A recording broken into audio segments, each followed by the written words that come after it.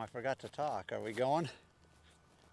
Okay, well, we're going to do another one of these kind of liberty rides with Buddy, meaning I'm not driving, I'm not saying go, I'm not saying whoa. I'm just going to hang out with him and let him move around. The point being that I'm wanting Buddy's mind, right? I'm wanting him to kind of start self-regulating, meaning that I want him to be able to turn down his stress and worry, slow his feet down and stop on his own because he wants to. And so the value in this, the scientific side of it, is that when our horses can seek things out on their own, meaning they can find the answer, they can find the thing, they can find their safety, their calmness on their own, you know, with our coaching and our guidance, that's huge in the neurochemical side of things, because that'll be Buddy self-regulating his autonomic system, his fight, flight, and his rest, relax system. So it's kind of easy for Buddy to get bumped into the fight, flight neurochemistry, which gets his feet moving, and it's difficult, like damn near, I would almost say impossible, until a few days ago, for Buddy to get out of that. And so, and get himself, you know, back into rest, relax. So that's kind of what we're playing with here today with Buddy. So, you know, me just getting in the saddle, right? You see how his head was up and he's a little bit tight. So even right now, he's still sympathetic. He's stressed and worried. His feet aren't moving. I like that. But I really want to just hang out here and see if he can lick and chew, you know, and lower his head and just really relax.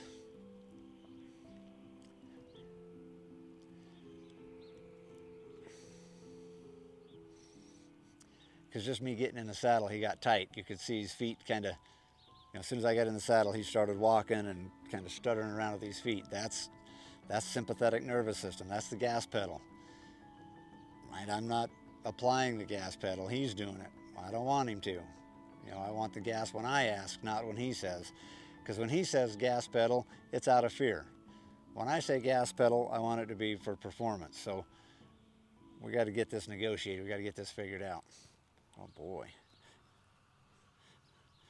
Matter of fact, what I think I'm going to do, I'm going to get out of the saddle right now and just watch. When I get out of the saddle, and I'm just going to step back a couple feet, and it's going to give Buddy some energetic permission, right? Because I'm going to put a little space between me and him so that he can let that guard down.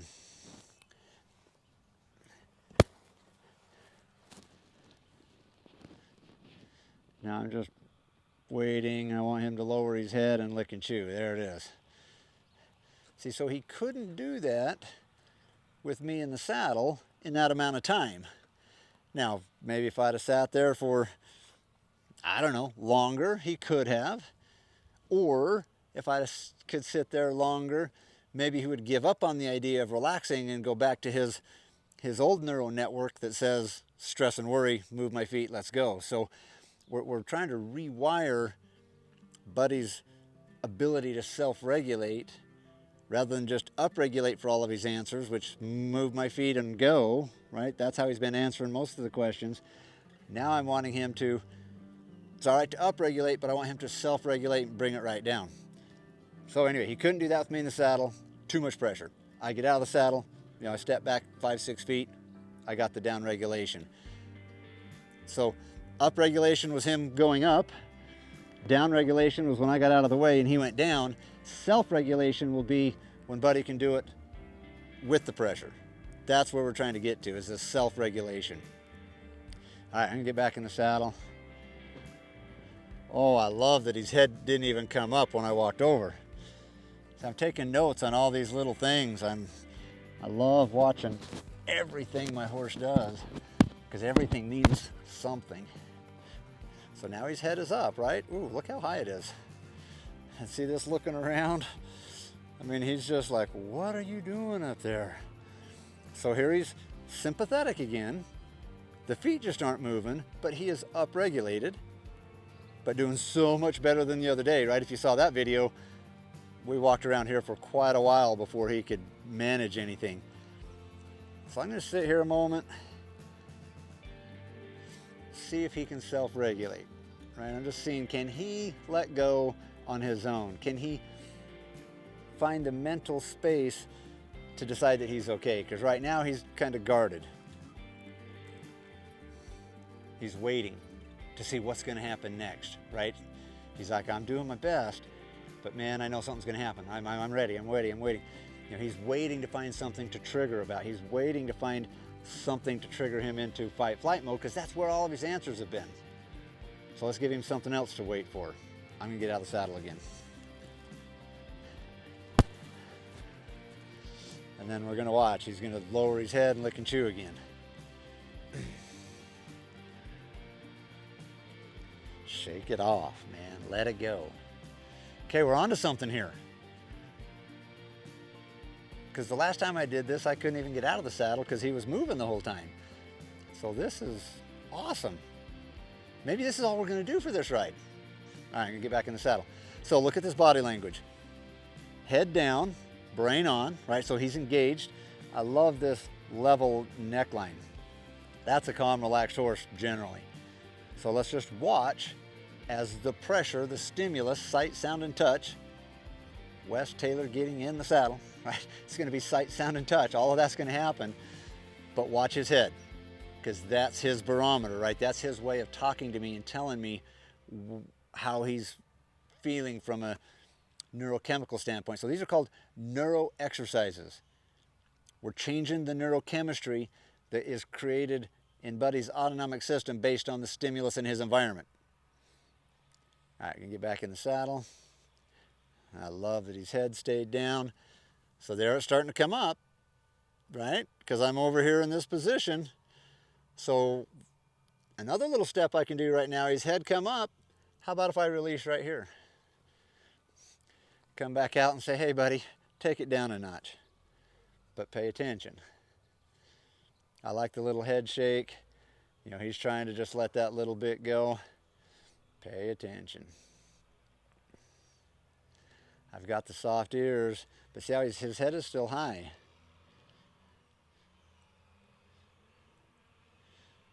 Oh, those sleepy eyes. See, he's in a super good place. I just don't like that little uptick, that little upregulation. I want him to be able to fix that. All right, I don't think we're going to get licking and chewing. Let's come in here again. So there, the head's going up again. All right, I'm going to get in the saddle. Mainly because I think his feet aren't going to move. I don't want him to move. I just want to get in the saddle. Relax. Now let's see what he can do. Can Buddy do this on his own? So this is his 4th and a half ride.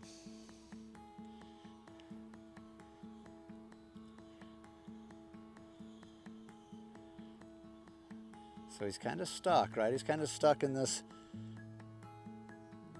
tolerating or this cautionary state. I like that his head's at least moving and bobbing. He might try to relieve this on his own. That's really what I'm wanting him to do.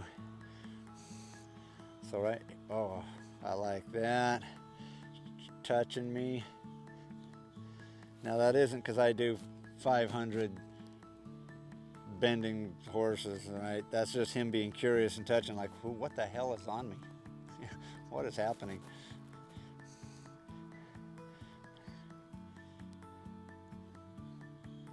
Feels like he's maybe trying a little more. I mean, he's at least moving his head around, but it doesn't look like he's going to be able to let it all the way down.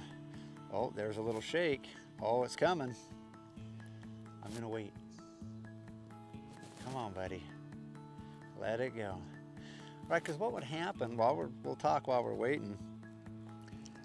So let's say I was thinking I'm going to work with him today and teach him something. Until he lets go of this, he's just kind of stuck in this stress mode. And so his ability to learn is going to be substantially reduced because he's stressed here.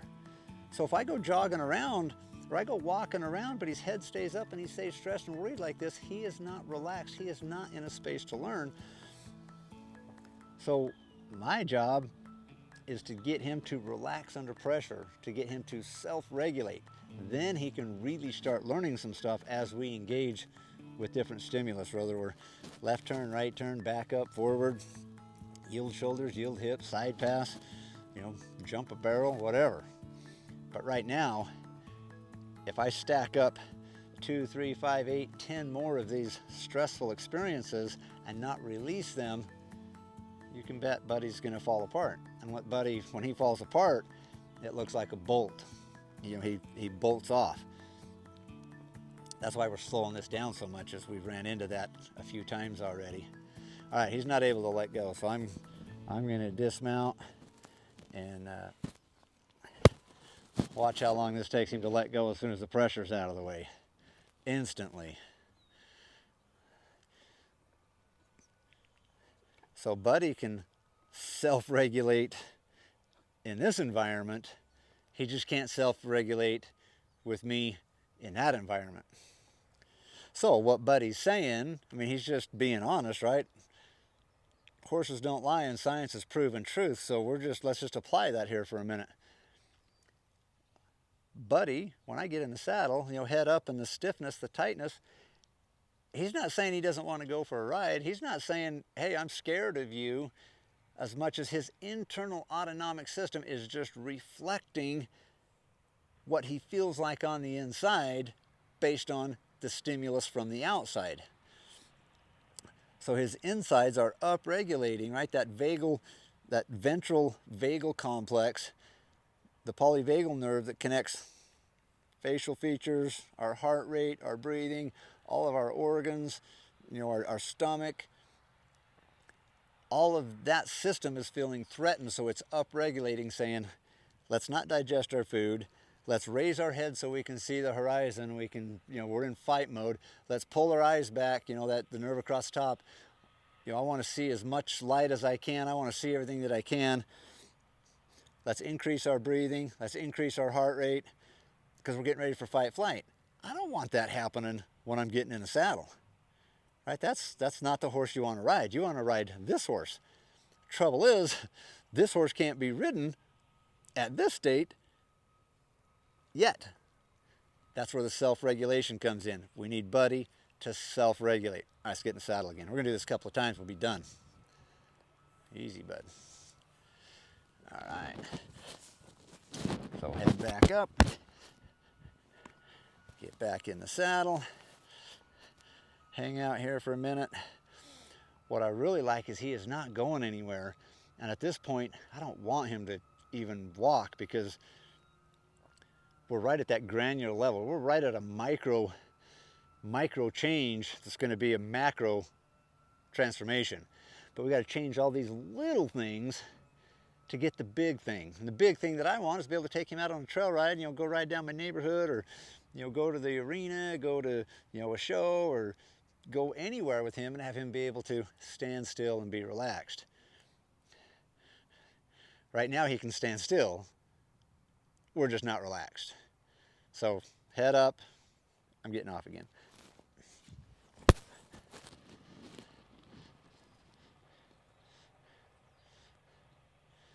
Love it. So here's the release, because the stimulus has been removed.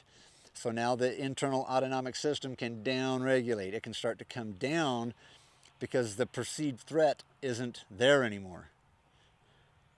There's my licking and chewing. Look how low his head is. Oh, we're going to get some yawns.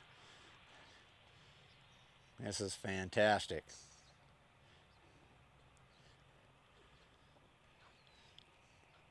These yawns are an opioid release, and we're changing how the autonomic system, how the cells in the body are reading sight, sound, and touch. And this opioid release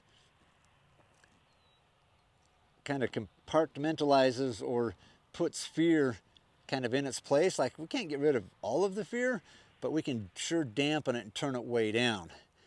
And when this yawning, this opioid release will really dampen that fear, and then it opens up the mental learning, because when the fear is out of the way, our learning goes up. Just think of those two as a balance. The more fear we have, the less learning that we have. The less fear we have, the more learning that we have. So if you're working with your horse and you got a lot of fear going on, there's not a lot of learning going on. So we'll get those balanced, right? Serotonin helps balance our emotions, fear and safety. Serotonin's coming with the dopamine, with the licking and chewing, so the more licking and chewing I can get happening, these little micro breaks in between, the more dopamine I've got, the more serotonin I've got. I'm also building some oxytocin, some pairing bonding, connecting chemistry between me and Buddy, and then we get that opioid release. So we just give him a hell of a neurochemical cocktail, and that's the lesson. I'm getting saddle another time.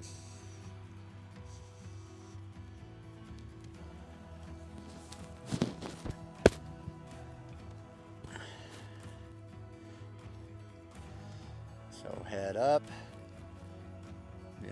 He's not as tight, but his head is up, but he doesn't feel quite as tight.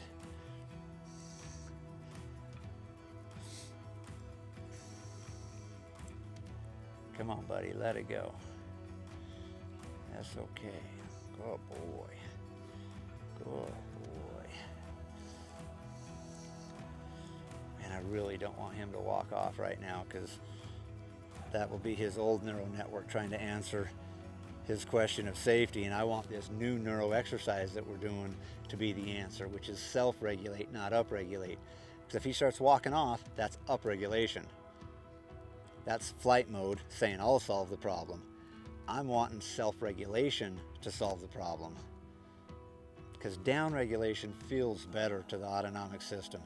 And when I can get Buddy kind of addicted to the feeling better instead of addicted to his old neural networks of just flight, oh boy. Oh boy.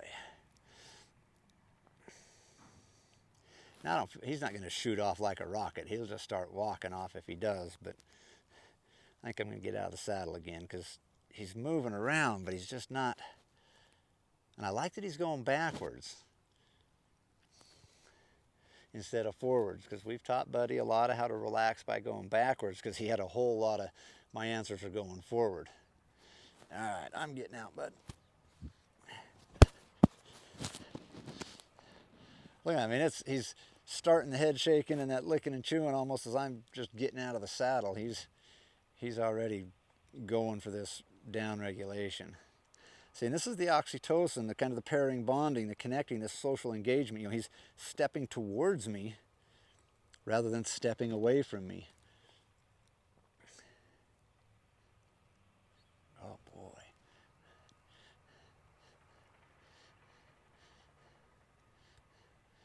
Just going to see if I can kind of draw him to me here a little bit. If I can keep his attention and just let him walk with me for a minute. Oh, good boy.